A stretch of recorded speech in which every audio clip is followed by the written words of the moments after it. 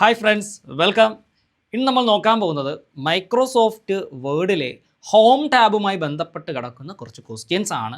Home ടാബുമായി ബന്ധപ്പെട്ട class നിങ്ങൾ കണ്ടിട്ടുണ്ടാവും എന്ന് പ്രതീക്ഷിക്കുന്നു. സോ അതുമായി അല്ലെങ്കിൽ അതിനുള്ളിലുള്ള വിവിധ കമാൻഡുകളും അതുപോലെ തന്നെ കമാൻഡുകൾക്കുള്ളിൽ അഗെയിൻ മറ്റെന്തെങ്കിലും സബ് ടൂളുകൾ ഉണ്ടെങ്കിൽ അത്തരം കാര്യങ്ങളൊക്കെയാണ് നമുക്ക് ഈ ക്വസ്റ്റ്യൻസിലൂടെയൊക്കെ ഡിസ്കസ് ചെയ്ത് അങ്ങ് പോവേണ്ടത്. ഓക്കെ, സോ നമുക്ക് നോക്കാം. ഫസ്റ്റ് ക്വസ്റ്റ്യൻ നോക്കിക്കേ.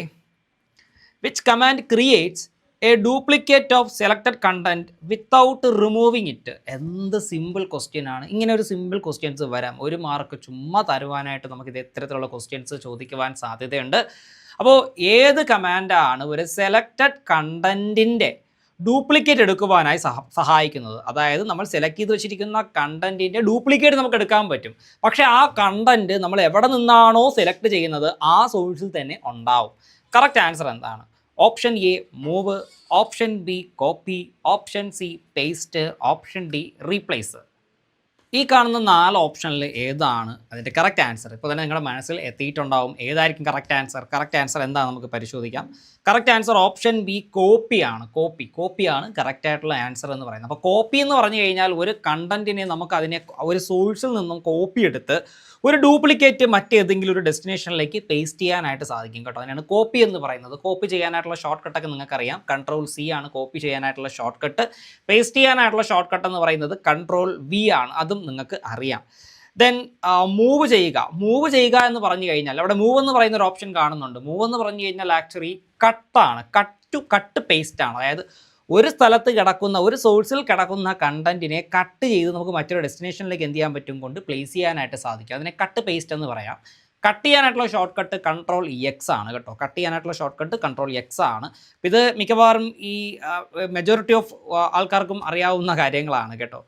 അതുപോലെ തന്നെ പേസ്റ്റ് എന്ന് പറഞ്ഞാൽ നമ്മൾ കട്ട് ചെയ്തതോ കോപ്പി ചെയ്തതോ ആയിട്ട് കിടക്കുന്ന കണ്ടന്റുകളെ ഒരു പർട്ടിക്കുലർ സ്ഥലത്ത് കൊണ്ട് പ്ലേസ് ചെയ്യുവാൻ വേണ്ടിയിട്ട് ഉപയോഗിക്കുന്ന ഒരു ഓപ്ഷനാണ് പേസ്റ്റ് എന്ന് പറയുന്നത്. പേസ്റ്റ് ചെയ്യാനായിട്ടുള്ള ഷോർട്ട് കട്ട് എന്ന് പറയുന്നത് കൺട്രോൾ വി ആണ് എന്നുള്ള കാര്യവും മനസ്സിലാക്കുക കേട്ടോ.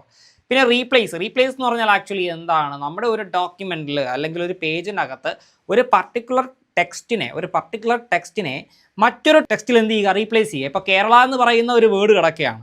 ആ കേരള എന്ന് പറയുന്ന വേർഡിനെ എടുത്ത് മാറ്റിയിട്ട് ആ സ്ഥാനത്ത് നമുക്ക് എന്ത് ചെയ്യാൻ പറ്റും? ഇന്ത്യ എന്ന് പറയുന്ന ഒരു വേർഡ് കൊണ്ട് വെക്കുവാനായിട്ട് സാധിക്കും. അതിനെയാണ് റീപ്ലേസ് എന്ന് പറയുന്നത് കേട്ടോ. റീപ്ലേസ് ചെയ്യാനായിട്ടുള്ള ഷോർട്ട് കട്ട് കൺട്രോൾ എച്ച് ആണ്. കൺട്രോൾ എച്ച് അത് മനസ്സിലാക്കുക. അപ്പോൾ ഇവിടെ which command creates A duplicate of selected content without removing it എന്ന് ചോദിച്ചാൽ കറക്റ്റ് ആൻസർ എന്ന് പറഞ്ഞു കഴിഞ്ഞാൽ എന്താണ്? കോപ്പിയാണ് കേട്ടോ. കോപ്പിയാണ് എന്ന് മനസ്സിലാക്കുക. കട്ടിൻ്റെയും കോപ്പീൻ്റെയും പേസ്റ്റിൻ്റെയും ഒക്കെ കാര്യങ്ങൾ അറിഞ്ഞിരിക്കുക. അതേപോലെ തന്നെ കട്ടിൻ്റെയും കോപ്പീൻ്റെയും വ്യത്യാസവും മനസ്സിലാക്കി വെച്ചിരിക്കുക കേട്ടോ. കട്ടെന്ന് പറഞ്ഞു കഴിഞ്ഞാൽ സോഴ്സിൽ നമ്മൾ എവിടെ നിന്നാണോ സെലക്ട് ചെയ്യുന്നത് ആ സോഴ്സിൽ പിന്നെ ഡാറ്റ കാണത്തില്ല. എങ്ങോട്ടേക്കാണോ നമ്മൾ പേസ്റ്റ് ചെയ്യുന്നത് ആ ഒരു ഡെസ്റ്റിനേഷനിലേക്ക് മാത്രമേ നമ്മൾ സെലക്ട് ചെയ്ത് പേസ്റ്റ് ചെയ്ത് ആ ഒരു കണ്ടൻറ്റ് നമുക്ക് കാണാൻ സാധിക്കുകയുള്ളൂ. പക്ഷേ കോപ്പിയാണ് എടുക്കുന്നത് എന്നുണ്ടെങ്കിൽ ജസ്റ്റ് ഒരു ഡ്യൂപ്ലിക്കേറ്റ് മാത്രമാണ് എടുക്കുന്നത്. സോഴ്സിലും കാണാൻ സാധിക്കും, ഡെസ്റ്റിനേഷനിലും കാണാൻ സാധിക്കും എന്നുള്ള കാര്യം മനസ്സിലാക്കുക കേട്ടോ. നമുക്ക് മെല്ലെ അടുത്ത ക്വസ്റ്റ്യനിലേക്ക് പോവാം. Next question, which icon represents the format painter? Format പെയിൻറ്ററിനെ റെപ്രസെൻറ്റ് ചെയ്യാനായി യൂസ് ചെയ്യുന്ന ഐക്കൺ ഏതാണ് എന്നുള്ളതാണ് ചോദ്യം. Option A pencil, option B brush, option C paint brush, option D bucket. ഇപ്പോൾ ഫോർമാറ്റ് പെയിൻറ്റർ എന്ന് പറഞ്ഞാൽ നിങ്ങൾക്ക് അറിയാമല്ലോ. ആക്ച്വലി എന്താണ് ഫോർമാറ്റ് പെയിൻറ്റർ? ഫോർമാറ്റ് പെയിൻറ്റർ എന്ന് പറഞ്ഞു കഴിഞ്ഞാൽ ഒരു സെലക്റ്റഡ് ടെക്സ്റ്റിൻ്റെ ഫോർമാറ്റ് മാത്രം കോപ്പി എടുക്കുവാനായി യൂസ് ചെയ്യുന്ന ഒരു ഓപ്ഷനാണ്, അല്ലെങ്കിൽ ഒരു കമാൻഡാണ്, അല്ലെങ്കിൽ ഒരു ഫീച്ചറാണ് ഫോർമാറ്റ് പെയിൻറ്റർ എന്ന് പറയുന്നത് കേട്ടോ. അവിടെ ഫോർമാറ്റ് മാത്രമാണ് എന്ത് ചെയ്യുന്നത്? കോപ്പി ചെയ്യുന്നത്. ഫോർമാറ്റ് എന്ന് പറഞ്ഞാൽ എന്താണ്? ഒരു ടെക്സ്റ്റിന് നമ്മൾ അപ്ലൈ ചെയ്ത് വെച്ചിരിക്കുന്ന ഫോർമാറ്റുകൾ. അതായത് ഒരു ടെക്സ്റ്റിന് ഇപ്പോൾ ഞാൻ ഫോണ്ട് ടൈപ്പായിട്ട് ഞാൻ ടൈംസ് ന്യൂ റോമൻ കൊടുത്തു, ഫോണ്ട് കളറായിട്ട് ബ്ലൂ കൊടുത്തു, ഫോണ്ട് സൈസായിട്ട് ഞാനൊരു 20 കൊടുത്തു, അല്ലെങ്കിൽ 22 കൊടുത്തു. അപ്പോൾ ഇതിനൊക്കെയാണ് ഫോർമാറ്റുകൾ എന്ന് പറയുന്നത്. അപ്പോൾ ഒരു പർട്ടിക്കുലർ ഫോർമാറ്റിനെ മാത്രം ഒരു ടെക്സ്റ്റിൽ നമ്മൾ അപ്ലൈ ചെയ്തിരിക്കുന്ന ഫോർമാറ്റുകളെ മാത്രം കോപ്പി എടുത്ത് മറ്റേതോ ടെക്സ്റ്റിലേക്ക് ആപ്ലിക്കബിൾ ആക്കുവാൻ വേണ്ടിയിട്ടാണ് നമ്മൾ ഫോർമാറ്റ് പെയിൻറ്റർ എന്ന് പറയുന്ന ആ ഒരു ഓപ്ഷൻ യൂസ് ചെയ്യുന്നത്. അപ്പോൾ ഏത് ഒരു ഫോർമാറ്റ്, ഒരു പർട്ടിക്കുലർ ടെക്സ്റ്റിൻ്റെ ഫോർമാറ്റിനെ നമ്മൾ കോപ്പി ചെയ്ത് കഴിഞ്ഞാൽ പിന്നീട് നമുക്ക് നമ്മുടെ മൗസ് പോയിൻ്റർ എന്ത് ഐക്കണായിട്ട് മാറും, അല്ലെങ്കിൽ എന്ത് ഷേപ്പായിട്ട് മാറും എന്നുള്ളതാണ് ചോദ്യം. Which icon represents the format painter എന്ന് ചോദിച്ചാൽ ഇപ്പോൾ കറക്റ്റ് ആൻസർ നമുക്ക് നോക്കാം. കറക്റ്റ് ആൻസർ ഓപ്ഷൻ സി ആണ്. എന്താണ്? പെയിൻറ്റ് ബ്രഷാണ് കറക്റ്റ് ആൻസർ എന്ന് പറയുന്നത് കേട്ടോ. Paint brush. നമുക്ക് ജസ്റ്റ് ഒന്ന് ഒരു എക്സാമ്പിൾ നോക്കിയേക്കാം. ഞാനിപ്പോൾ വെറുതെ ഒരു ടെക്സ്റ്റ് ടൈപ്പ് ചെയ്യുകയാണ്. ഞാനിവിടെ നമുക്ക് ഇന്ത്യ എന്ന് ടൈപ്പ് ചെയ്യാം കേട്ടോ. ഇന്ത്യ എന്ന് ഞാൻ ടൈപ്പ് ചെയ്തു. തൊട്ട് താഴെ കേരള എന്നും ഞാൻ ടൈപ്പ് ചെയ്തു. ഇന്ത്യ എന്നും ടൈപ്പ് ചെയ്തു, കേരള എന്നും ടൈപ്പ് ചെയ്തു. ഓക്കെ, ഇന്ത്യ എന്നും കേരള എന്നും ഞാൻ ടൈപ്പ് ചെയ്തു കേട്ടോ. എൻ്റെ പുറകിൽ ഇപ്പോൾ നിങ്ങൾക്ക് കാണാൻ സാധിക്കും. അപ്പോൾ ഇവിടെ ഞാൻ ഇന്ത്യയെ സെലക്ട് ചെയ്തിട്ട് ഹോം ടാബിൽ പോയി. ഹോം ടാബിൽ നമുക്കറിയാം ഈ ക്ലിപ്പ് ബോർഡ് എന്ന് പറയുന്ന ഗ്രൂപ്പിലാണ് ഫോർമാറ്റ് പെയിൻറ്റർ കാണാൻ സാധിക്കുക അല്ലേ. ഞാനിവിടെ ഇന്ത്യ സെലക്ട് ചെയ്തു. ഇന്ത്യ സെലക്ട് ചെയ്തിട്ട് ഞാൻ അതിൻ്റെ ഫോണ്ട് ടൈപ്പായിട്ട് നമുക്ക് എന്ത് കൊടുക്കാം, Arial rounded M T bold കൊടുക്കാം. അതുപോലെ ഫോണ്ടിൻ്റെ സൈസ് ഞാൻ എന്ത് ചെയ്യുകയാണ്, 28 കൊടുത്തു. പിന്നെ ഫോണ്ടിൻ്റെ കളർ ഞാൻ എന്ത് ചെയ്യുകയാണ്, ഇതാ ഈ കാണുന്ന ഒരു വയലറ്റ് നിറം കൊടുത്തു. സോ ഇത്രയും ഫോർമാറ്റ് ഞാൻ ഈ ഒരു ടെക്സ്റ്റിൽ ചെയ്തിട്ടുണ്ട്. അപ്പോൾ ഈ ഒരു സെയിം ഫോർമാറ്റിനെ കോപ്പി എടുത്തിട്ട് താഴെ കേരള എന്ന് പറയുന്ന ടെക്സ്റ്റിന് എനിക്ക് എന്ത് ചെയ്യാൻ പറ്റണം, ആപ്ലിക്കബിൾ ആക്കുവാനായിട്ട് സാധിക്കണം. സോ ഞാൻ ആ ഒരു പർട്ടിക്കുലർ ടെക്സ്റ്റ് സെലക്ട് ചെയ്യുന്നു. ക്ലിപ്പ് ബോർഡ് എന്ന് പറയുന്ന ഗ്രൂപ്പിൽ ഫോർമാറ്റ് പെയിൻറ്ററിൽ ക്ലിക്ക് അടിക്കുകയാണ്. ഫോർമാറ്റ് പെയിൻറ്ററിൽ ഞാൻ ക്ലിക്ക് അടിച്ചപ്പോൾ എന്ത് സംഭവിച്ചു, ഫോർമാറ്റ് പെയിൻറ്ററിൽ ഞാൻ ക്ലിക്ക് അടിച്ചപ്പോഴത്തേക്ക് ഈ ഇന്ത്യ എന്ന് പറയുന്ന അല്ലെങ്കിൽ ആ ഒരു ടെക്സ്റ്റിൻ്റെ ഫോർമാറ്റ് കോപ്പി ആയിട്ടുണ്ട്. ഇനി എൻ്റെ മൗസ് പോയിൻ്റർ നോക്കിക്കേ, ഒരു പെയിൻറ്റ് ബ്രഷിൻ്റെ എംബ്ലം വന്നിട്ടുണ്ട്. ഒരു പെയിൻറ്റ് ബ്രഷിൻ്റെ എംബ്ലം വന്നതായിട്ട് നിങ്ങൾക്ക് കാണാൻ സാധിക്കും കേട്ടോ. ഒരു പെയിൻറ്റ് ബ്രഷിൻ്റെ എംബ്ലം വന്നിട്ടുണ്ട്. സോ ഞാൻ എന്ത് ചെയ്യും, ഈ പെയിൻറ്റ് ബ്രഷിൻ്റെ എംബ്ലം വന്നതിന് ശേഷം താഴെ കേരള എന്ന് പറയുന്ന ആ ഒരു ടെക്സ്റ്റിനെ സെലക്ട് ചെയ്ത് മൗസ് ബട്ടൺ റിലീസ് ചെയ്യും. റിലീസ് ചെയ്യുമ്പോഴത്തേക്ക് ഇന്ത്യ എന്ന് കണ്ട ആ ടെക്സ്റ്റിൽ ഞാൻ അപ്ലൈ ചെയ്തിരിക്കുന്ന സെയിം ഫോർമാറ്റ് താഴെ കേരളത്തിനും ആപ്ലിക്കബിളായി വന്നു. ഇതാണ് ഫോർമാറ്റ് പെയിൻറ്റർ എന്ന് പറയുന്നത് കേട്ടോ. അപ്പോൾ ഫോർമാറ്റ് പെയിൻറ്റർ എന്ന് പറഞ്ഞാൽ ഒരു സെലക്ടഡ് ടെക്സ്റ്റിൻ്റെ ഫോർമാറ്റ് കോപ്പി എടുത്തിട്ട് മറ്റേതെങ്കിലും ടെക്സ്റ്റിലോ പാരാഗ്രാഫിലോ ഒക്കെ ആപ്ലിക്കബിൾ ആക്കുവാൻ വേണ്ടിയിട്ടാണ് യൂസ് ചെയ്യുന്നത്. ഫോർമാറ്റ് പെയിൻറ്ററിനെ റെപ്രസെൻറ്റ് ചെയ്യുന്ന ഐക്കൺ എന്ന് പറയുന്നത് പെയിൻറ്റ് ബ്രഷ് സിമ്പലാണ് എന്നുള്ള കാര്യം അറിഞ്ഞിരിക്കുക. അതുപോലെ നമ്മുടെ ഹോം ടാബിൽ ക്ലിപ്പ് ബോർഡ് എന്ന് പറയുന്ന ഗ്രൂപ്പിലാണ് cut, copy, format painter, paste എന്നീ ഓപ്ഷൻസ് കാണാൻ സാധിക്കുക കേട്ടോ. Cut, copy, format painter, paste ഇത്രയും ഓപ്ഷൻസ് ആണ് ക്ലിപ്പ് ബോർഡ് ഗ്രൂപ്പിൽ നമുക്ക് കാണാൻ സാധിക്കുക. ക്ലിപ്പ് ബോർഡ് ഗ്രൂപ്പിൻ്റെ പർപ്പസ് എന്താണെന്ന് ചോദിച്ചു കഴിഞ്ഞാൽ നമ്മൾ കട്ട് ചെയ്തതും കോപ്പി ചെയ്തതും അല്ലെങ്കിൽ ഫോർമാറ്റ് കോപ്പി ചെയ്തതുമായിട്ടുള്ള അത്രയും കാര്യങ്ങൾ ടെമ്പററി ആയിട്ട് സ്റ്റോർ ചെയ്ത് വെക്കുവാനുള്ള ഒരു ലൊക്കേഷൻ കൂടിയാണെന്ന് പറയുന്നത് ക്ലിപ്പ് ബോർഡ് ഗ്രൂപ്പ് എന്ന് പറയുന്നത് കേട്ടോ. അപ്പോൾ നമ്മൾ കട്ട് ചെയ്ത കണ്ടൻറ്റുകളുടെയും കോപ്പി ചെയ്ത കണ്ടൻറ്റുകളെയും അതുപോലെ തന്നെ കോപ്പി ചെയ്ത ഫോർമാറ്റുകളെയും ഒക്കെ താൽക്കാലികമായിട്ട് സ്റ്റോർ ചെയ്ത് വെക്കുവാൻ വേണ്ടി യൂസ് ചെയ്യുന്ന ഒരു സ്റ്റോറേജ് ഏരിയ കൂടിയാണ് നമ്മുടെ ഈ ക്ലിപ്പ് ബോർഡ് എന്ന് പറയുന്നത്. ഹോം ടാബിലെ ഒന്നാമത്തെ ഗ്രൂപ്പാണ് ക്ലിപ്പ് ബോർഡ് ഗ്രൂപ്പ് എന്ന് പറയുന്നത്. ഹോം ടാബിലെ ഒന്നാമത്തെ ഗ്രൂപ്പാണ് ക്ലിപ്പ് ബോർഡ് ഗ്രൂപ്പ് എന്ന് പറയുന്നത്.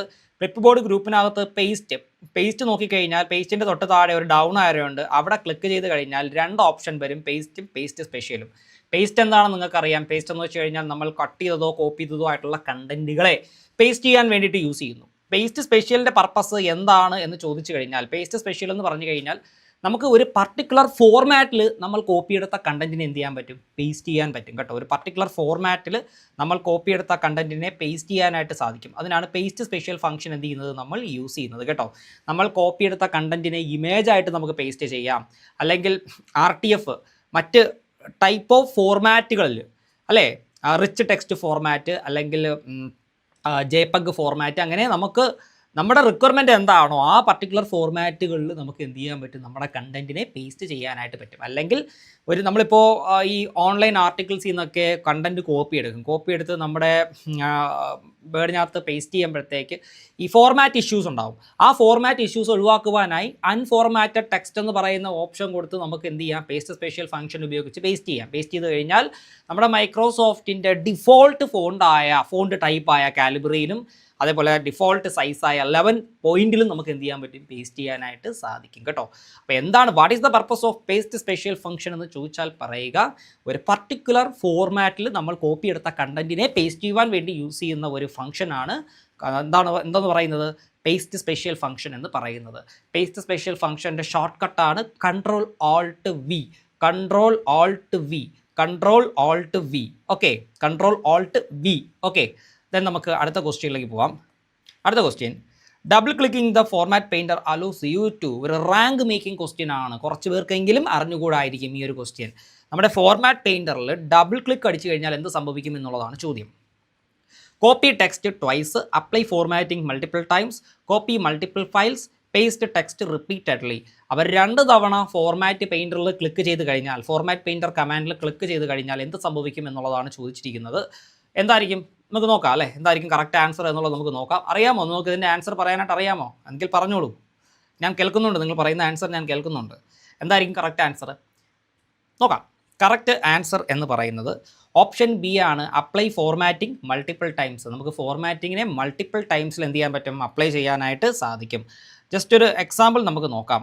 ഇവിടെ നോക്കിക്കേ, കേരള, ഞാനിവിടെ താഴെ കൊച്ചി, താഴെ കാലിക്കട്ട്, ഇത്രയും ഞാൻ ടൈപ്പ് ചെയ്തിരിക്കുകയാണ്. ഓക്കെ, ഞാനിവിടെ ഇന്ത്യക്ക് നേരത്തെ ചെയ്തതുപോലെ എന്ത് ചെയ്യുകയാണ്, കുറച്ച് ഫോർമാറ്റുകൾ അപ്ലൈ ചെയ്യുകയാണ്. ഞാൻ ഏരിയൽ ബ്ലാക്ക് കൊടുത്തു, അതിൻ്റെ സൈസ് ഞാൻ വർദ്ധിപ്പിക്കുന്നു, ഒരു 20 ആക്കുന്നു.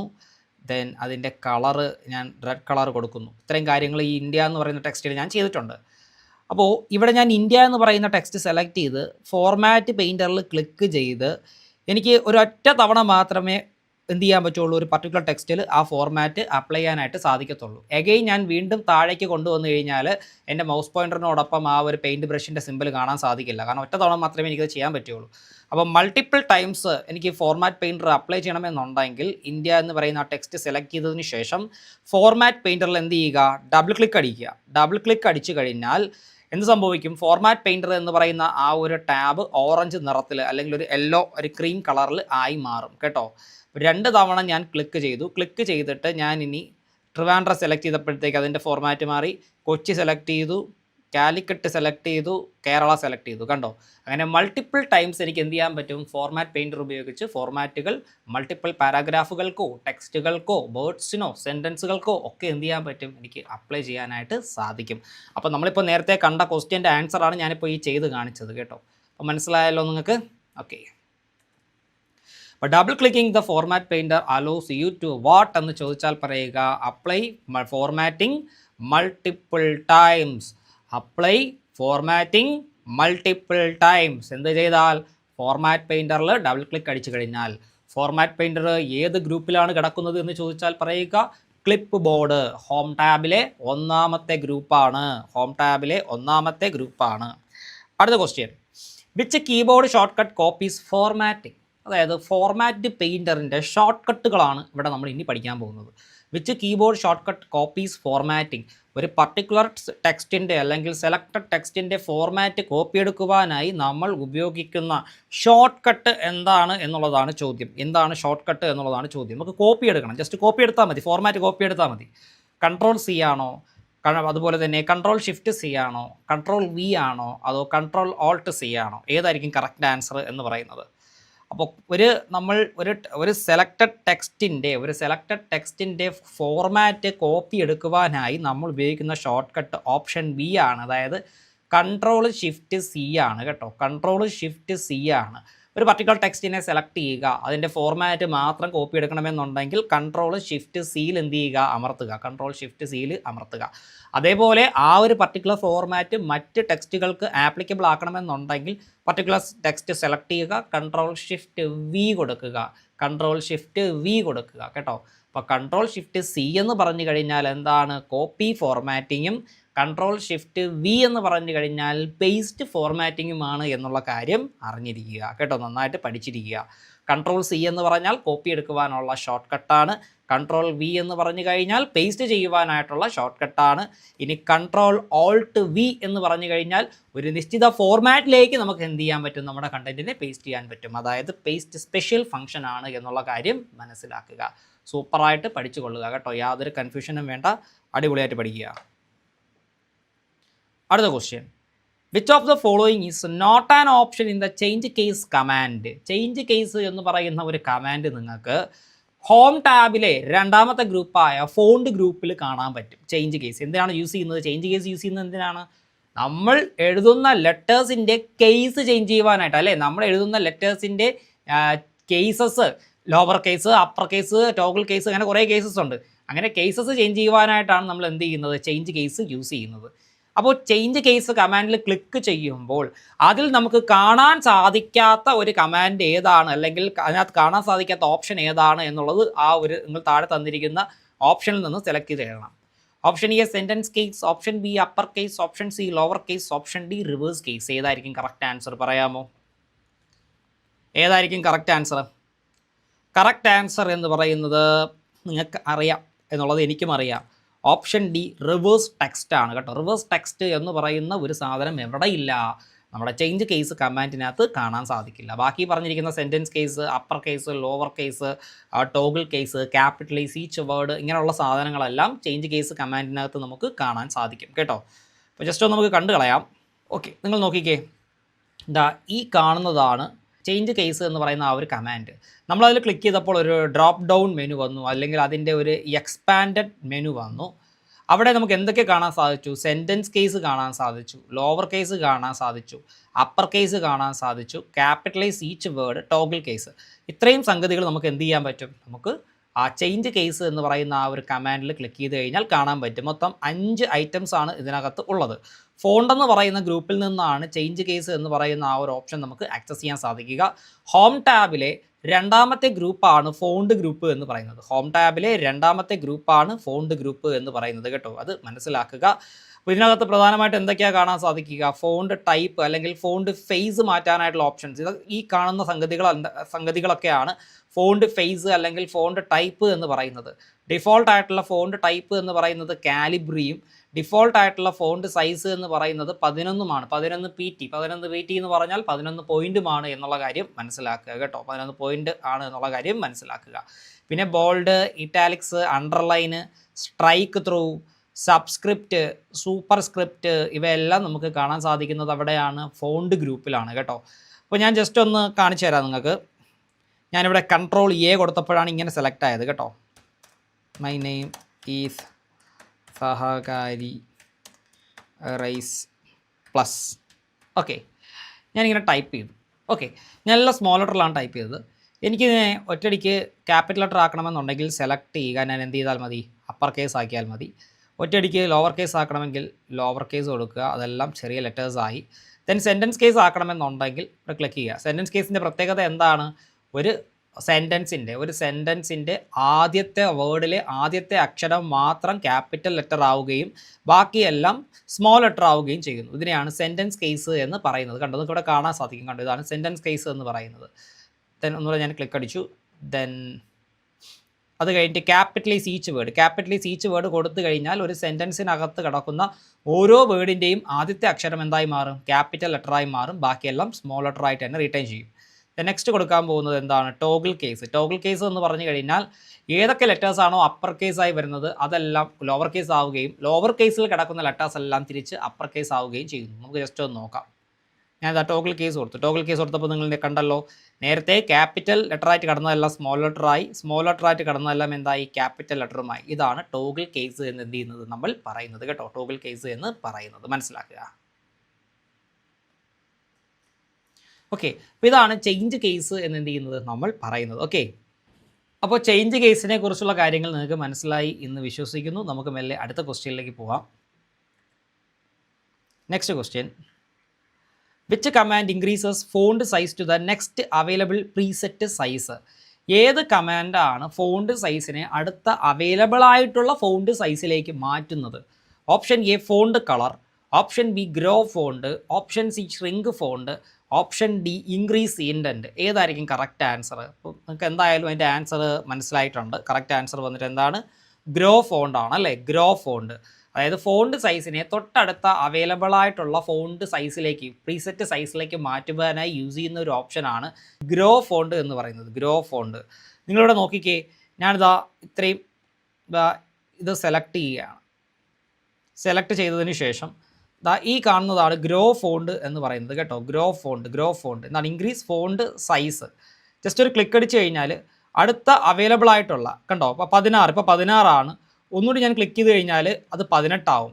അപ്പോൾ നമ്മുടെ ഫോണ്ട് സൈസ് ടേബിളിൽ അല്ലെങ്കിൽ പ്രീസെറ്റ്ലി അവൈലബിൾ ആയിട്ടുള്ള ഫോണ്ട് സൈസിലേക്ക് എന്ത് ചെയ്യുകയാണ്? അത് മാറ്റുകയാണ്. അപ്പോൾ 18 കിടക്കുകയാണ്. ഞാൻ അതിനെ അപ്പുറത്ത് കിടക്കുന്ന ഷ്രിങ്ക് ഫോണ്ടിൽ ക്ലിക്ക് ചെയ്തപ്പോഴത്തേക്ക് തൊട്ട് പുറകിലുള്ള പ്രീസെറ്റ് വാല്യൂ ഇപ്പോൾ 16 ആണെങ്കിൽ ഞാനൊന്ന് ക്ലിക്ക് ചെയ്യുമ്പോഴത്തേക്ക് ഇടം സംഭവിക്കുന്നു, അത് 14 മാറുന്നു കേട്ടോ. അത് മനസ്സിലാക്കുക. ഇതാണ് ഗ്രോ ഫോണ്ടും ഷ്രിങ്ക് ഫോണ്ടും. ഗ്രോ ഫോണ്ട് എന്ന് പറഞ്ഞാൽ ഫോണ്ടിൻ്റെ സൈസ് വർദ്ധിപ്പിക്കുക, ഷ്രിങ്ക് ഫോണ്ട് എന്ന് പറഞ്ഞാൽ ഫോണ്ടിൻ്റെ സൈസ് കുറയ്ക്കുക കേട്ടോ. അപ്പോൾ മനസ്സിലാക്കുക, നെക്സ്റ്റ് അവൈലബിൾ ആയിട്ടുള്ള പ്രീസെറ്റ് ഫോണ്ട് സൈസിലേക്കാണ് മാറ്റുന്നത് കേട്ടോ. എക്സിസ്റ്റിംഗ് ഫോണ്ട് സൈസിൽ നിന്ന് തൊട്ടടുത്ത് അവൈലബിൾ ആയിട്ടുള്ള പ്രീസെറ്റ് ഫോണ്ട് സൈസിലേക്ക് മാറ്റുന്നു.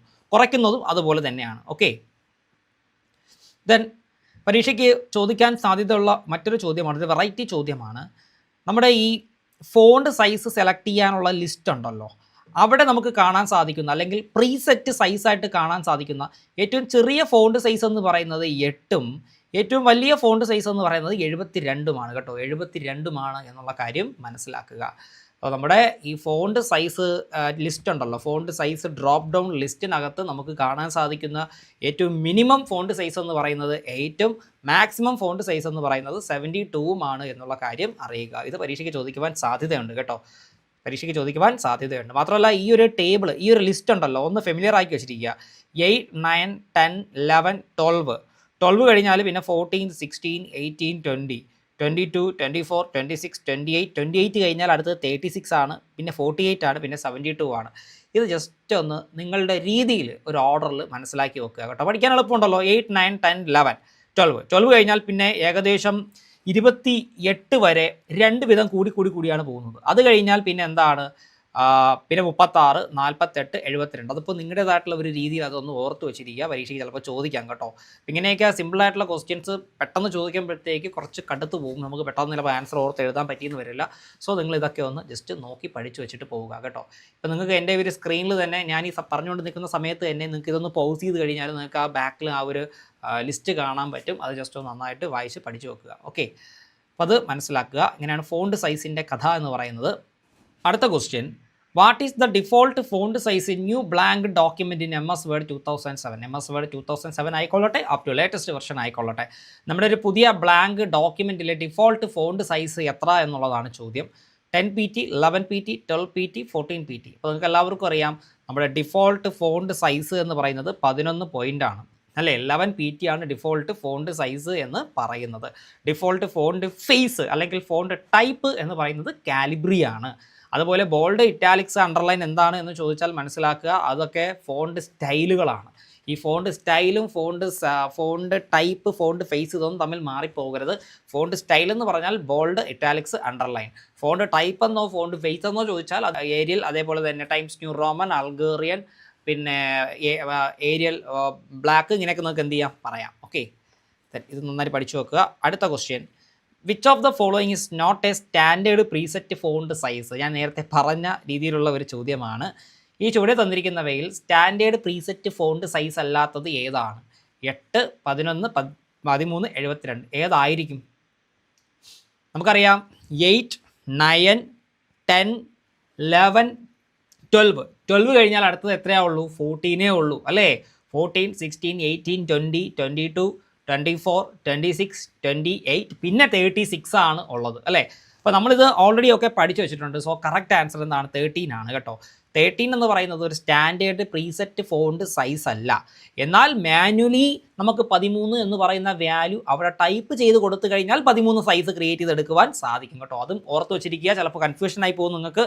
13 പോയിൻ്റ് സൈസ് നമുക്ക് മൈക്രോസോഫ്റ്റ് വേർഡിൽ ഫോണ്ട് സൈസായിട്ട് കൊടുക്കാൻ സാധിക്കുമോ? സാധിക്കും എന്നാണ് ഉത്തരം. മാനുവലി നമുക്ക് എന്ത് ചെയ്യാം? ടൈപ്പ് ചെയ്ത് കൊടുക്കാം കേട്ടോ. സോഫ്റ്റ്വെയറിലേ നമുക്കിതാ മാനുവലി ഇവിടെ ജസ്റ്റ് ക്ലിക്ക് അടിച്ച് കഴിഞ്ഞാൽ കർസർ ലൈൻ അവിടെ വരും, അല്ലെങ്കിൽ സെലക്റ്റഡ് ആവും. 13 കൊടുത്ത് എൻ്റർ കീ കൊടുത്തു കഴിഞ്ഞാൽ 13 സൈസ് നമുക്ക് അവിടെ ക്രിയേറ്റ് ചെയ്തെടുക്കാം. പക്ഷേ പ്രീസെറ്റ് വാല്യൂ ആയിട്ട് നമുക്ക് ആ ഒരു ലിസ്റ്റിനകത്ത് 13 എന്ത് ചെയ്യാൻ പറ്റില്ല? ആക്സസ് ചെയ്യാനായിട്ട് സാധിക്കില്ല. അതുകൊണ്ട് നിർബന്ധമായിട്ടും ഈ കാണുന്ന ഈ ഒരു സാധനം പഠിച്ചു വെക്കുക കേട്ടോ. ഓർമ്മ പെശക്കൊക്കെ വരാൻ സാധ്യതയുള്ള സാധനമാണ്, പഠിച്ചു വെച്ചിരിക്കുക. എളുപ്പമുണ്ട്, പഠിക്കാൻ എളുപ്പമുണ്ട്. ഞാൻ ഈ പറഞ്ഞു തന്ന ആ ഒരു ഓർഡറിലങ്ങ് പഠിച്ചാൽ മതി കേട്ടോ. സോ നിങ്ങൾക്ക് എല്ലാവർക്കും നന്നായിട്ട് മനസ്സിലായി എന്ന് വിശ്വസിക്കുന്നു. നമുക്ക് മറ്റൊരു ടാബുമായിട്ടും അല്ലെങ്കിൽ മറ്റൊരു ക്ലാസ്സിലൂടെ വീണ്ടും കാണാം. എല്ലാ ഫ്രണ്ട്സിനും താങ്ക് യു വെരി മച്ച്.